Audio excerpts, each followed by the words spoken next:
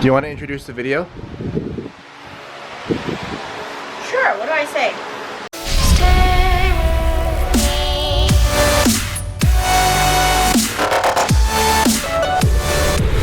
What's going on, guys? It's Christine Han with Titanium Fitness. In today's video, we're going to be doing a sort of a beginner's Q&A because Christine's a little bit of a beginner to the whole thing of lifting. Not really. You've been lifting now for how many months, you think? On and off, like maybe a year? Almost a year. But she asked some good questions, so I'll have her ask questions that a lot of you guys probably are wondering about as well. And we'll see what we can do with that. You may be wondering where we're training right now. This is the one and only, elusive, exclusive Black Lab Barbell. Not inclusive. Not inclusive. Private gym. Good luck getting access to this gym. Membership starts at $4 million per month. Just kidding. This is a gym in my cousin's backyard. It's pretty great though. But I mean, check it out. We have dedicated bench rack going on here. Actual Ohio power bar. Kilo comp clips. Calibrated rogue plates. Another squat rack just for squatting. 2 platforms. This one works really well. This one was the prototype. And a stripper pole. Great. And now including an industrial fan. Kind of. Okay, first question. Not actually a question from Christine. How do you get, insert blank here, how do you get like your significant other, your parents, your brother, whatever, how do you get somebody to get into lifting, or how do you encourage them to do that? I would say don't force them to do anything in particular. Maybe try to see what they're interested in learning, see if you can teach them that, and once they start making progress in whatever that thing is, let's say it's a squat, once they start making progress, I think it's really easy to reinforce that, because every time you make progress, you'll feel great about it, and that by itself is positive reinforcement. Christine also suggested that you could feed them afterward and use food as positive reinforcement. Ask you a question about food? Oh, yes.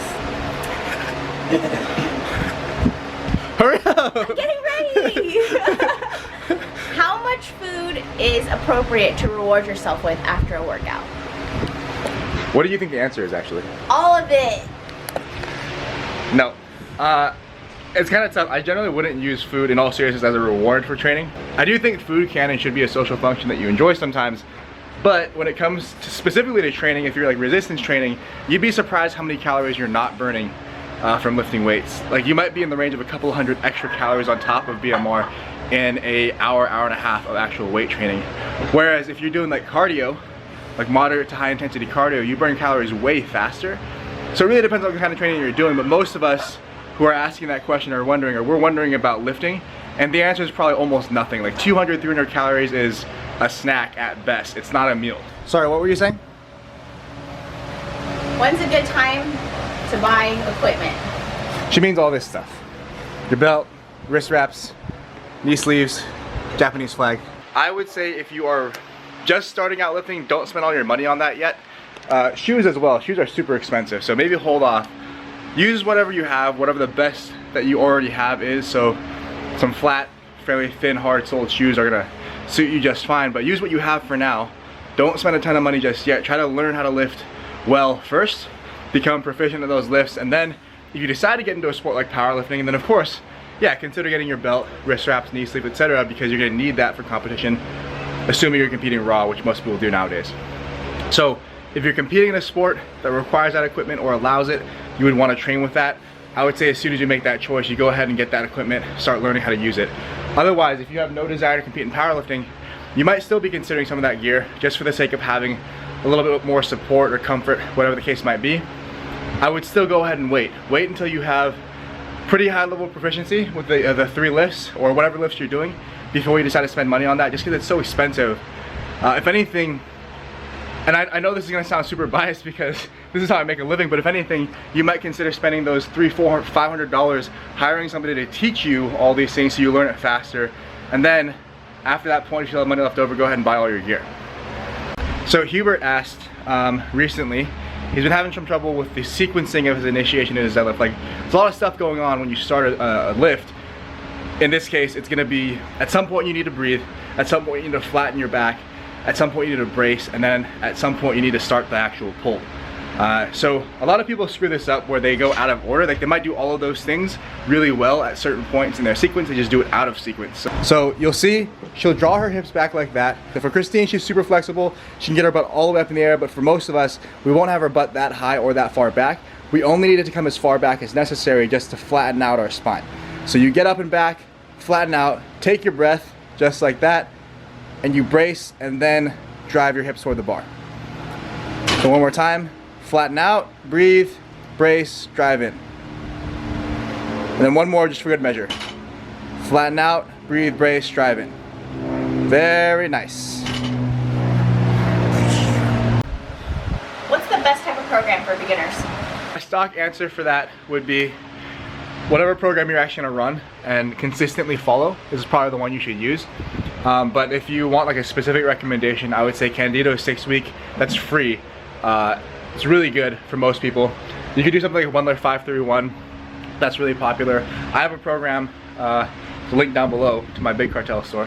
One thing for you guys to consider though, if you're looking at a lot of the really common programs out there like Shaco, Smolov, some of the really hard ones, PH3 as well.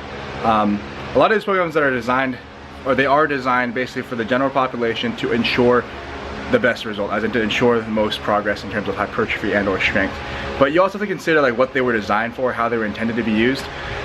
For example, Smolov was not designed for those of us who work normal jobs or have normal lives. It's designed for like lifters who lived in a training camp where all they had to do was eat and lift and recover, and that was their whole job or the whole purpose, right? Most of us don't have that luxury, so instead you should try to find a program that's going to fit your lifestyle a little bit better, that you don't have to feel like you're dying all the time, and it'll actually have you sustainable in the gym, hopefully making progress more continuously.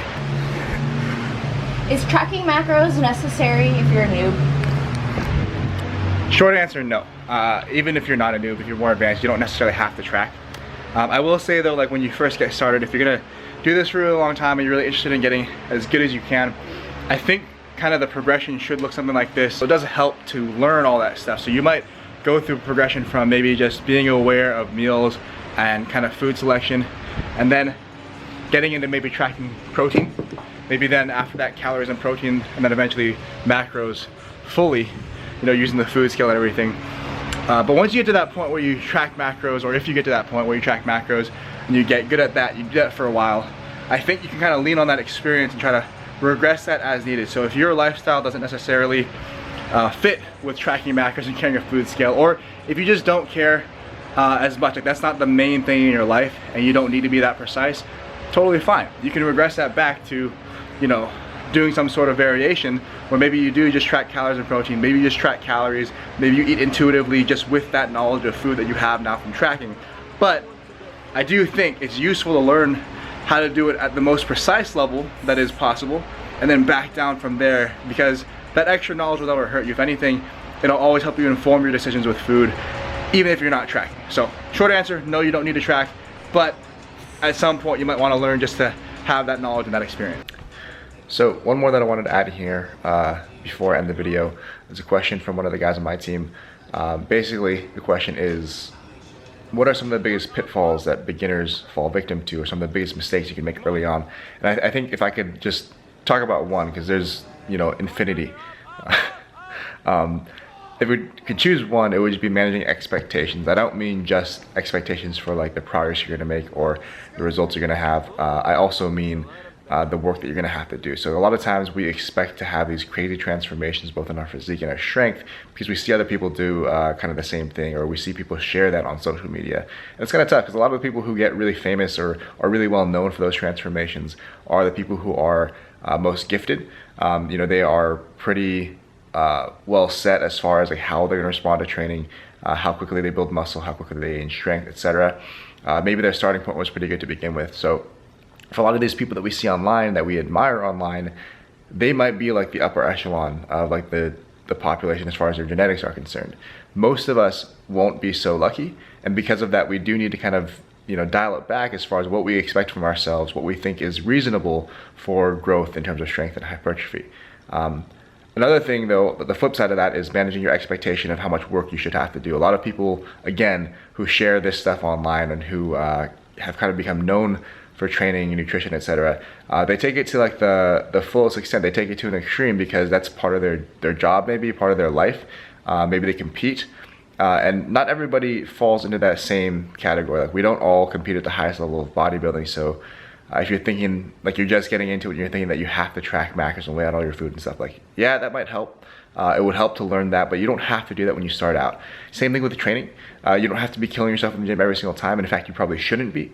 And if you are, you might be doing something wrong. So just try to, take every bit of information that you find online or every example that you find online with a grain of salt, and try to understand that whatever you see there is not necessarily what's going to apply to you. So manage your expectations. Don't have crazy high expectations for growth.